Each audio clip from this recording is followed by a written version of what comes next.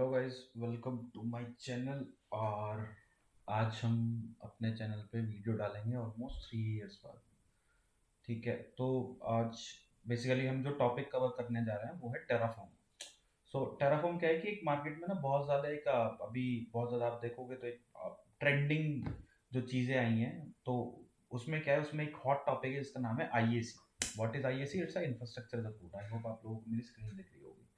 ठीक है, तो इस वीडियो में हम पहले तो समझेंगे कि क्या होता है इंफ्रास्ट्रक्चर एज अ कोड। ठीक है, और फिर उसके बाद क्यों इंफ्रास्ट्रक्चर एज अ कोड में बाकी सब टूल्स को छोड़ के क्यों टेराफॉर्म ही आ, इतनी ज्यादा प्रोग्रेस कर रहा है। ठीक है, बहुत ज्यादा उसका नाम सुनने में आ रहा है, टेराफॉर्म टेराफॉर्म हो रहा है, हैशीटॉप का टूल है। तो क्या है एग्जैक्टली कैसे काम करता है, कैसे कुछ करता है, तो हम स्टार्ट करेंगे इससे। और बेसिकली एज यू नो कि हम कोई पीपीटी वगैरह बनाते नहीं, क्योंकि पीपीटी बनाना और उसको दिखाना वो तो something is that they are just only doing for the views and all this stuff. तो बट हमारा एक्चुअल जो काम है यहाँ पे वो ये है कि हमको ना समझ में आना चाहिए कि वो एग्जैक्टली क्या है, उसका अंडरलाइन लॉजिक क्या है। तो बेसिकली सबसे पहले हम शुरू करेंगे कि आईएसी क्या होता है। ठीक है, तो आईएसी क्या है? बेसिकली आईएसी जो है उसकी फुल फॉर्म है इंफ्रास्ट्रक्चर एज अ कोड।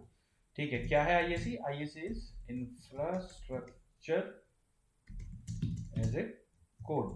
अब ये इंफ्रास्ट्रक्चर एज अ कोड क्या है?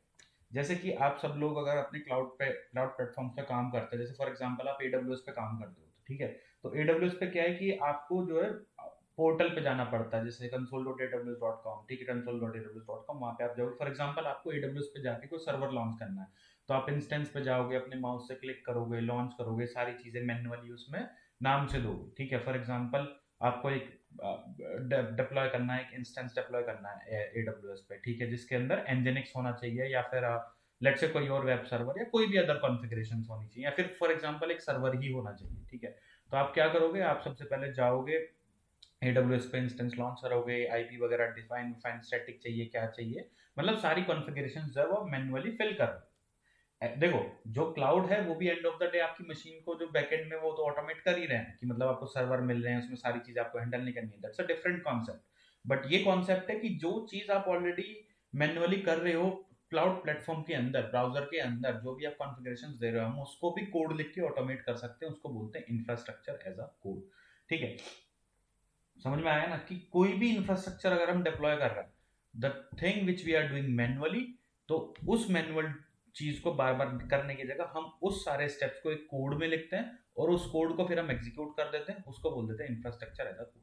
ठीक है, बहुत सिंपल सी डेफिनेशन है, मतलब आपको मिल जाएंगी गूगल पे अलग अलग definition, but this is something जो एक समझने के लिए बहुत सही डेफिनेशन है, और यही होता है। ठीक है, अब इंफ्रास्ट्रक्चर एज अ कोड हो गया। उसके बाद आता है कि क्यों लोग इंफ्रास्ट्रक्चर एज अ कोड को बहुत ज्यादा यूज कर रहे हैं। ठीक है, क्यों इतना बोल रहे हैं, क्या इनके बेनिफिट्स हैं। ठीक है, सबसे पहले ये समझना चाहिए कि इसके बेनिफिट्स क्या हैं। देखो, सबसे पहले जो बेनिफिट आता है इसका वो ये समझो कि let's say you are working in organization. ठीक है, अब आपको क्या है कि आपको पता है कि आपको ना वर्चुअल मशीन तो डिप्लॉय करनी ही करनी है। मोस्टली हर क्लाइंट्स के लिए आपको वर्चुअल मशीन डिप्लॉय करनी है, फिर किसी क्लाइंट पे आप काम कर रहे हो उनके लिए आपको वर्चुअल मशीन डिप्लॉय करनी ही करनी है। तो आप क्या कर सकते हो, मतलब there can be the difference कि आप साइज उनका अलग अलग हो सकता है वर्चुअल मशीन का, ये नहीं कि सेम साइज के होंगे, वो अलग अलग साइज के हो सकते हैं, अलग अलग कॉन्फ़िगरेशंस वेरी कर सकती है। But you are deploying a virtual machine, तो आपको क्या है कि आपको हर टाइम पे वर्चुअल मशीन अगर डिप्लॉय करनी है तो मैन्युअली ही जाके करना पड़ेगा। फॉर एग्जांपल मैन्युअली अगर वो चीज टाइम लेती है, for example deployment of virtual machine take 10 minutes, तो आप क्या करते हो, rather than giving 10 minutes every day और एवरी वीक, ठीक है, तो आपने क्या करा, आपने 20 मिनट्स दिए, rather than giving a 10 minute you have given 20 minutes to write a code.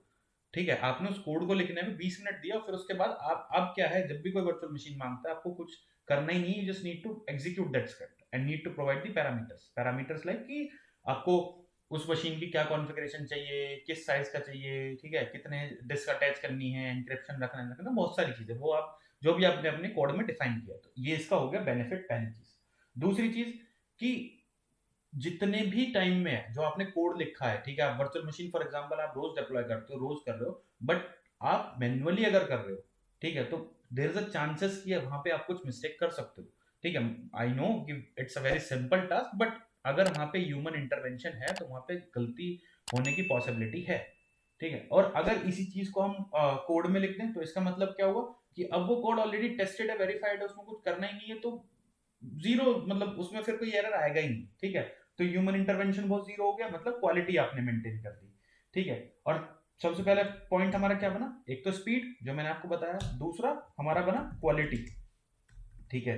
Quality बहुत मेंटेन होती है। तीसरा कोस्ट, कि कोई इंजीनियर आपको, अगर मैं तो एक वर्चुअल मशीन एक एग्जांपल ले रहा हूँ, like there can be lot of things while managing the infrastructure, ठीक है। तो आप इंजीनियर्स हायर करते हो which they manually do the stuff, तो rather than doing it you have written the code, right, and using that code you are just doing the task, ठीक है। Repetitive task को जो आप उस कोड से कर सकते हो, जो भी आप उस कोड से कवर कर सकते हो आप उससे कवर कर रहे हो, so it means it's managing your cost as well. So तीन बेनिफिट्स हमारे मोटे मोटे हैं, सबसे पहला स्पीड, दूसरा क्वालिटी, तीसरा कोस्ट, ठीक है। देखो, हम जिन चीजों के बारे में आपको इस टाइम पे बता रहा हूँ, इस बारे में आपको कोई भी ये बेनिफिट्स वगैरह नहीं रट्टा मारने की जरूरत नहीं है। दिस इज समथिंग कि जो मैंने सीखा है, मैं उस सीखे हुए से ये सिर्फ पॉइंट्स को डिफाइन कर रहा हूँ, ये कहीं डिफाइन नहीं है, ठीक है, एक एग्जाम्पल के साथ। और कभी भी आप अगर किसी भी चीज के बारे में पढ़ते हो, ठीक है, लोग क्या गलती करते हैं ना, वो सिर्फ टूल के बारे में पढ़ते हैं, वो उसके रूट पे जाते ही नहीं कि ये इस टेक्नोलॉजी का वर्क फ्लो क्या है, ये कैसे काम करती है, वो उस चीज पे नहीं जाते हैं, ठीक है। तो हमको वही चीज पे फोकस करना है। हम टेराफॉर्म पे तो बाद की बात करेंगे कि Terraform is just a tool. कल को मार्केट में कोई दूसरे वेंडर का नया टूल भी आ सकता है आईएसी के लिए, जो टेराफॉर्म को भी कंप्लीट कर दे, ठीक है। तो हमको लिमिटेड नहीं रहना है, हमको आईएसी का अंडरलाइन लॉजिक समझना है, ठीक है। तो ये जो सारी चीजें बता रहा हूँ, इसमें कुछ भी रट्टा मारने की जरूरत नहीं, you just only need to grab the stuff, like what is the underline logic, how we are doing it, what is the benefit of it. और फिर मतलब आप तब समझो कि आपको चीजें समझ में आ गई हैं जब आप खुद से उसकी अपनी एक डेफिनेशन आप खुद से बना सको, ठीक है। तो इसीलिए मैं तो यही प्रेफर करता हूँ कि कभी मतलब रट्टा वट्टा नहीं मारना, हमको बस देखना है, ठीक है। अब देखो, हम बहुत देर से बात कर रहे हैं कि टेराफॉर्म टेराफॉर्म, लोगों को पता नहीं है टेराफॉर्म क्या है एक्चुअली में। क्या होता है ना, जब मैं भी कहीं ना कहीं से देख के सीखा हूँ, तो हम जब यूट्यूब पे वीडियोस या कहीं पे भी कुछ वीडियोस देखते हैं ना, तो हम जो चीजें मिस करते हैं वो कुछ चीजें ऐसी मिस करते हैं कि हम अगर किसी चीज को स्क्रैच से पढ़ना स्टार्ट कर रहे हैं, तो लोग हमको ये दिखाते ही नहीं है कि भाई एक ब्लैंक पेपर से कैसे स्टार्ट करना है, राइट। वो ये बताएंगे ही नहीं कि यार इस कोड को अगर लिखना है तो ब्लैंक पेपर से कैसे लिखना है। फॉर एग्जाम्पल, आप अगर किसी पूछो कि यार how to deploy a virtual machine or auto scaling or a RDS instance or database on the AWS और Azure, ठीक है। तो उसमें क्या है कि वो ऑलरेडी ना कोड लिखा होगा, वो उसको बस रन करके दिखा देंगे, हमको वो चाहिए ही नहीं। हमारा मेन मोटिव ये है कि हमको अगर ब्लैंक पेपर दे दिया जाए, तो हमको ये पता हो कि मैं स्टार्ट कहाँ से करूँ, ठीक है। सबसे पहली चीज गूगल क्या करो, देखो रटना कुछ नहीं है, हम सब, मैं भी जो कोड लिखूंगा स्क्रैच से वो सब गूगल से ही करके लिखूंगा, ठीक है, कोई नहीं रटता, ठीक है। तो हमेशा ना उनको देख के फिर ऐसा लगता है कि यार मतलब कैसे लिख पाते हैं, ये सोच कैसे रहे हैं कि मैं इस लाइन को लिखूं, या फिर इन्होंने ऐसा कैसे सोचा कि यही मेथड यहाँ पे लगना चाहिए, कुछ और नहीं लगना चाहिए, ठीक है। तो हम उस लेवल की बात करेंगे, उस तरीके से चीजों को लेके चलेंगे। अब बात आती है, बहुत देर से हम बोल रहे हैं टेराफॉर्म टेराफॉर्म, तो भाई ये टेराफॉर्म है क्या। तो बेसिकली क्या है कि टेराफॉर्म ना एक टूल ही है, आईएसी का टूल है। देखो हमारे पास जो है, हमारे पास क्लाउड प्लेटफॉर्म्स है।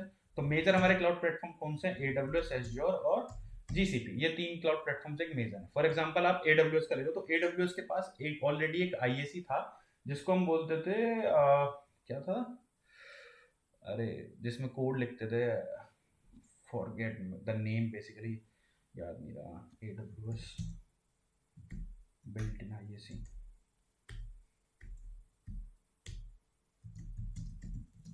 सी से नाम है यार, मैं नाम भूल गया उसका,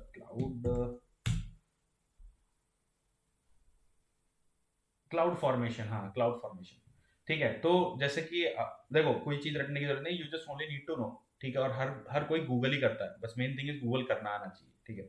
तो एडब्ल्यूएस के पास जैसे अपना ये आईएसी का टूल मैंने बताया कि ये वाला टूल, ये क्लाउड फॉर्मेशन था ऑलरेडी। हैशीकॉप के टेराफॉर्म आने से पहले ही क्लाउड फॉर्मेशन की एक सर्विस थी, जिसमें एडब्ल्यूएस बोलता था कि अगर आप अपने टास्क को ऑटोमेट करना चाहते हो, तो आप क्लाउड फॉर्मेशन में जाके एक कोड लिख दो जो आपके टास्क को ऑटोमेट कर दे। ऐसे ही एज्योर के पास था एआरएम टेम्पलेट्स, वो भी एक आईएसी का टूल था कि भाई हम भी एआरएम टेम्पलेट्स देते हैं, और आप चाहो तो अपना इसमें कोड लिख सकते हो और फिर टास्क को ऑटोमेट कर सकते हो। तो जब ऑलरेडी आईएसी के टूल्स थे, बट तब उस टाइम पे लोग मैन्युअली कर रहे थे, ठीक है। अब जैसे ही टेराफॉर्म आया, तो ऐसा क्या हुआ कि सब लोग टेराफॉर्म टेराफॉर्म करने लग गए हैं, और मार्केट में एकदम से बूम आया एकदम से कि यार टेराफॉर्म, अब सब आईएसी की तरफ फोकस कर रहे हैं, ऐसा क्यों। तो देखो एक सिंपल सा रीजन है इसके पीछे। टेराफॉर्म क्या है ना, आप ऐसे समझो कि एडब्ल्यूएस के जो इनबिल्ट आईएसी और एजर की जो इनबिल्ट आईएसी उससे बहुत ज्यादा स्मार्ट है, तभी तो वो आ गया। This is a generic statement, ठीक है। कि वो इतना ज्यादा इंटेलिजेंट है कि उसने उन दोनों को कंप्लीट कर दिया। ठीक है, अब कंप्लीट क्यों किया, क्या रीजंस थे उसके पीछे, तो देखो क्या था, जो AWS का अपना IAC टूल था और एज्योर के मतलब अपना था, मतलब ARM टेम्पलेट्स और क्लाउड फॉर्मेशन जो ये दोनों थे, AWS क्लाउड फॉर्मेशन, एज्योर का ARM टेम्पलेट्स, ये क्या कहते थे कि आप कोड लिखो, बट वो कोड सिर्फ वैलिड होगा ओनली फॉर, अगर आप ARM टेम्पलेट लिख रहे हो तो ARM template will only work on azure platform, और अगर आप क्लाउड फॉर्मेशन लिख रहे हो तो cloud formation will only work on AWS। Means वो जो टूल्स थे वो जेनेरिक टूल्स नहीं थे, वो specific to cloud provider vendor के स्पेसिफिक थे। ठीक है, वो बोलते थे कि नहीं, आप जो कोड लिख रहे हो, जो लॉजिक लिख रहे हो, that is something related to the AWS only, तो वो AWS पे ही चलेगा। ठीक है, अब टेराफॉर्म ने क्या किया, टेराफॉर्म ने बोला कि भाई मेरे लिए सब क्लाउड प्रोवाइडर्स एक जैसे हैं। ठीक है, मैं क्या करता हूं कि मैं ना ये बोलता हूं कि आप टेराफॉर्म में किसी भी क्लाउड प्रोवाइडर की कॉन्फ़िगरेशंस को लिख सकते हो। ठीक है, ये नहीं कि टेराफॉर्म सिर्फ एज्योर के लिए काम करेगा, टेराफॉर्म सिर्फ AWS के लिए काम करेगा। मैं ये नहीं कह रहा हूं कि वो कॉन्फ़िगरेशन जो आप लिख रहे हो वो एग्जैक्टली सेम होगी AWS और एज्योर की, there will be some differences, जैसे कि उनके नेम्स डिफरेंट होते हैं, जैसे क्लाउड प्रोवाइडर टू प्रोवाइडर चीजें वेरी करती हैं। फॉर एग्जांपल, आप AWS में सर्वर को एज अ इंस्टेंस बोलते हो, AWS इंस्टेंस, ठीक है, बट वहीं पे एज्योर में आप उसी चीज को वर्चुअल मशीन बोलते हो। अंडर द हुड तो सेम ही चीजें हैं, क्लाउड प्रोवाइडर डिफरेंट है, नेम्स डिफरेंट है। ठीक है, तो हमको टेराफॉर्म ने बोला कि भाई मैं ना सभी क्लाउड प्रोवाइडर्स के साथ काम कर सकता हूँ, ऐसा नहीं है कि आपको एक स्पेसिफिक इंजीनियर चाहिए जो क्लाउड फॉर्मेशन सीखे, और एज्योर पे करना तो एक स्पेसिफिक इंजीनियर चाहिए जो ARM टेम्पलेट सीखे। उसने बोला कि कोई टेराफॉर्म सीख ले और फिर वो किसी भी क्लाउड प्रोवाइडर पे IAC का काम कर सकता है। तो इसीलिए टेराफॉर्म जो है मार्केट लीडिंग टूल बन गया। अब टेराफॉर्म किसका टूल था, एक कंपनी है हैशीकॉर्प। ठीक है, टेराफॉर्म जो है वो हैशीकॉर्प का है। ठीक है, हैशीकॉर्प का टूल है, हैशीकॉर्प इसका वेंडर है। अब उसके बाद क्या हुआ कि भाई लोगों ने टेराफॉर्म चूज करना स्टार्ट किया, तो अब उससे क्या क्या फायदा हुआ, एक तो मल्टी क्लाउड इंफ्रास्ट्रक्चर तुम इजीली डिप्लॉय कर सकते हो। ठीक है, आप चाहते हो कि मेरा कुछ पार्ट AWS पर है, कुछ एज्योर पर है, तो आपको 2% नहीं चाहिए, आप जिसको IAC आते हैं, क्लाउड प्रोवाइडर्स आते हैं, दे कैन डू इट। ठीक है, और देखो simple thumb rule which I totally understand is और आई टोटली एग्री इज, आप किसी भी टास्क को अगर ऑटोमेट कर रहे हो तो आपको ऑटोमेट करने से पहले उसके मैनुअल स्टेप्स पता होने चाहिए, तब आप ऑटोमेट कर सकते हो। हमारे साथ गलती क्या होती है, जब हम डेवऑप्स में किसी चीज में भी घुसना चाहते हैं तो हम सबसे पहले क्या करते हैं ना, यही ढूंढते हैं कि how to write a code, क्योंकि बड़ा बड़ा कोड देख के, ऑटोमेशन देख के ना बहुत अच्छा सा लगता है, ठीक है, कि यार हम भी ये करेंगे, है ना। बट एक्चुअल में क्या है कि जब आपका अपना बेस क्लियर हो जाएगा ना, और देखो बेस ऐसा नहीं कि आपको बस बेस ही बेस पढ़ते रहना, ऐसा कुछ नहीं है, वो धीरे धीरे एक्सपीरियंस के साथ साथ धीरे धीरे होता रहता है, no one is expert in this world. ठीक है, तो वो धीरे धीरे चीजें चलती रहती हैं, but rather than directly writing a script, मैं आपको एक पर्सनल सजेशन देता हूँ, आप कभी भी किसी भी IAC के स्पेसिफिक में अगर आप कोई भी टास्क ऑटोमेट कर रहे हो, ठीक है, किसी भी चीज का ऑटोमेशन करने से पहले उसका पहले मैनुअल स्टेप देख लो कि आपको मैनुअली आता है कि नहीं आता है। ठीक है, अगर आप मैनुअली में क्या क्या चीजें मिस करो तो ऑटोमेशन में तो मतलब फिर कर ही नहीं पाओगे। ठीक है, तो इसी वजह से लोगों ने फिर टेराफॉर्म को चूज किया और अभी Terraform is the leading in IAC। ठीक है, तो इस वजह से हम टेराफॉर्म को देखते हैं, ये इसी वजह से, और इसी का रीजन है क्योंकि लीड कर रहा है, तो इसी वजह से हम टेराफॉर्म को पढ़ भी रहे हैं। ठीक है, अब हम देखते हैं कि यार देखो टेराफॉर्म इंस्टॉलेशन वगैरह ना यार बहुत इजी होती हैं, इसमें ऐसा कुछ खास होता नहीं है। आपको बहुत सारी वीडियोस मिल जाएंगी यूट्यूब पे, बट मैं फिर भी इसी वीडियो में या फिर एक नेक्स्ट वीडियो बना दूंगा, ठीक है, जिसमें मैं आपको बता दूंगा कि टेराफॉर्म कैसे इंस्टॉल करते हैं विंडोज पे, फिर एक बना दूंगा लिनक्स पे, और किसी को मैक चाहिए, भाई मैक है नहीं हमारे पास अभी, तो अभी हम मैक पे नहीं बना पाएंगे। ठीक है, वरना मैं क्लाउड के RDB इंस्टेंस पे लेके आपको दिखा दूंगा। सो दिस इज समथिंग कि आज हमने जो सीखा है वो है हमारा बेसिकली IAC, और ये पता है हम आगे वाली वीडियोस में ये भी देखेंगे टेराफॉर्म कैसे इंस्टॉल करते हैं, टेराफॉर्म को कैसे कॉन्फ़िगर करते हैं। ठीक है, rather than focusing on those installation and configuring, you just need to focus कि एग्जैक्टली क्या है ये चीज, क्या है, किस बिहाफ पे ये काम कर रही है, लोग इसको क्यों अडॉप्ट कर रहे हैं। ठीक है, क्या डिफरेंस है इसमें और बाकी अदर IAC टूल्स में। ठीक है, तो ये सारी चीजें जो आपको फोकस करी, और मैं आपको ऐसा आसान तरीका बताऊं, देखो ऐसा कुछ नहीं है, मैंने भी कहीं ना कहीं से सीखा ही होगा धीरे धीरे कर करके।